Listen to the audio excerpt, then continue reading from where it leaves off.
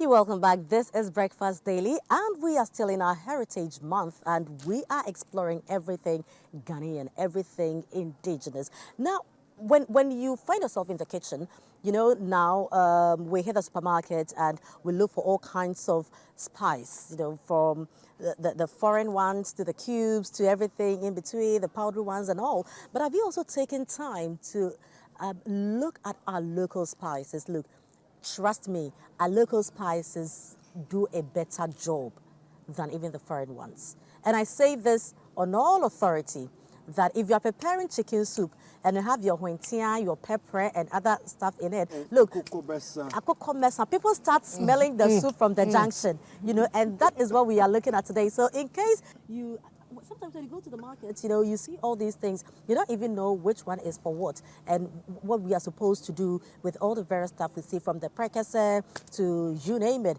And this morning we have Esther Obing-Mensah. She's opulent dietitian, co-founder Zen Diet Consult, and she is going to be taking us through some Ghanaian spices. Hi, Esther. Hi, good morning. Good morning. How are you doing? I'm doing good. Good to see you again. Yes, Of course, of course. Now, your shirt just makes us want to eat chocolates. Yeah. It looks like golden You're a tree. custodian of cocoa, right? Of course, and so why not? We have to wear and rep ourselves Exactly, properly. exactly. Now, we are looking at local spices, you know, Yeah. so from the cloves, from pepper to the huentia, negro pepper, to the basil, akokomesa, and all that. You know, for some strange reason, I have akokomesa grown in my house because good. anytime I'm preparing anything chicken, it has to be in it. the- It gives me memories from childhood. But is there, for me, the scent of it takes Yes. me back to when I was 5 years old. Exactly. Exactly. It takes me to my single mom's time. kitchen. Yeah, Yes, without fail. yes. Exactly. Every single time without Do fail. we have enough of these spices around?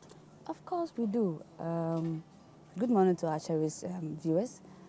These spices, as you made mention, you mentioned quite a range of them. You have a number of them out there. We can't talk about each of them, but we Yes. can talk about them collectively. And so, as you made mention, you're talking about the aroma. Yes. Because these seeds or leaves or roots or whatever we get, which we term as spice, comes from aromatic plants, Yeah, which are yes. responsible for the aroma that travels far to invite people that are not Yes. even really invited for our meals. And that distincts our local delicacies from other countries. Yeah. Even though some of these spices are also found in other parts of other countries in Africa, but in Ghana we have some that are very distinct. The one you made mention, Ofonrisa, the Kokobesa, Sorisa, Sorisa. But yeah. most of us are used to ginger, garlic, Onions. onion, That's and it. that's what. And that's it. We That's just it. Yeah. keep it simple and then Yeah. go any further. But, Exactly. But our meals are actually very exciting because of a lot of these spices that we use. you know. Exactly. Exactly. And very distinct, especially for people who are not Ghanaian. You know, they go Yes. crazy about our food because it's almost like there's something mystical about Yeah, it. exactly. But I think the spices are, you know, Yeah, responsible they are just for all doing the of magic. that. The magic. So talk to us about the nutritional benefits, like you said, Yeah. generally speaking, Yeah. of the spices that we have. All right. So basically, they are rich in antioxidants. Okay. I think I made mention of this when we were talking about grains. But these spices are richer in these Wow. antioxidant and anti-inflammatory properties. They help with if you have cancer, if you have flu, cold. You remember? Okay, yeah. Most of our parents, grandparents, during the rainy season, tend to boil some huentia, Yes, boil yes. some cloves, and kind of they And you know, have that's why we use these spices for sobolo. So exactly. remember when COVID came, Yeah. we were doing the preparing sobolo with all these spices, the local spices Exactly, in them. exactly. Yeah. I mentioned of sobolo because the leaf that is used hibiscus. Hibiscus, Yes. yeah. And hibiscus is also rich in antioxidants Yes. and Okay. anti-inflammatory properties. Yes. Okay. So if this is backed with these spices, you can imagine how COVID rich. will run. You can just imagine the power behind Yes. these spices to fight. And basically, they help to boost the immune system. That is the basis. And so if you have your immune system being strengthened, you are rest assured that any other disease condition can easily be fighting because the system or the soldiers are ready and they're in good shape. And so these spices and herbs, you also have some herbs, that are the leafy ones, like the basil, kobesa, the rosemary, These ones are the leaves, bay leaves. Yes. These are all leaves, which are herbs. Yes. And then the seeds and the roots, they are the spice. But collectively, we call them spice. So no offense when you say spices. Yeah. So the anti-inflammatory properties, the antioxidant properties, and their ability to increase the aroma of the food, their ability to flavor, their ability to season your meals. That alone, I think that's what most of us have been attracted to buy, to get these spices, not looking at the health benefits. But basically, that's what they are used for, to flavor your meals, to season them, and to give the aroma to But you know meals. that, I mean, with our generation and younger generations coming, it's very difficult for us to even know which meals can we use Huentia for, which ones can we use Percocet for and all that. I remember, you know, for some of us, I didn't really live with my mom for very long, you know, because she was out of the country. So I remember going to the market and asking the women there, okay, so the Huentia and these things, no, what can I do with them? So they taught me, okay, so use this one when you are seasoning your chicken for soup, use this one when you are doing this and we're doing that. How do we learn? How do we know that, okay, so the pepper is for stew. Don't use this one for contemporary stew. Use this one for chicken soup and all that. Can you help us with some of the spices for which meals? All right. I like the fact that you made mention of the market women. Yes. Because they sell these spices. And they know which ones to do for your man when you want to ask for something and all that. You know, they're very interesting people. Exactly. And even some of the spices have this aphrodisiac effect. Yes. So you realize that even when we're talking about the grains, I made mention of the northern part of the country. Similarly, these spices are also originate from the northern part of the country. So usually most of the women, those who are from the Islamic religion, they are good when it comes to these spices. Yes. The mixtures. Some even they blend some together, and the power of those combinations. It will just beat your mind. Yeah. So if it comes to which to be used, I think it depends on the individual, because some people would like to use Percocet for light soup. Others will prefer it for palm nut soup. Others also prefer it for groundnut soup. But generally, can you use Percocet for groundnut soup? Yes, some do use. If you are looking at it from the perspective of its nutritional value, irrespective of the meals you are using, provided you will like the taste and you will like the flavor for that particular meal, you are allowed to use it, because if you use it for light soup, the same nutrients or the same property that you're going to generate from it that you use for palm nut soup, it doesn't really differ from it. What you get it's because our forefathers, based on each meal they use and based on how they loved the outcome, then it was passed on from generation to generation. But it doesn't really matter. We should also experiment. Exactly. And get our own, experiences. Exactly. And you made mention of sobolo. So this spice is also used for drinks. That is why we are encouraging people to cherish our locally made drinks compared to the soft drinks or the carbonated drinks. Exactly. Because these spices also add their nutritional value to the drink. And as you're enjoying it, you get the benefit from these spices.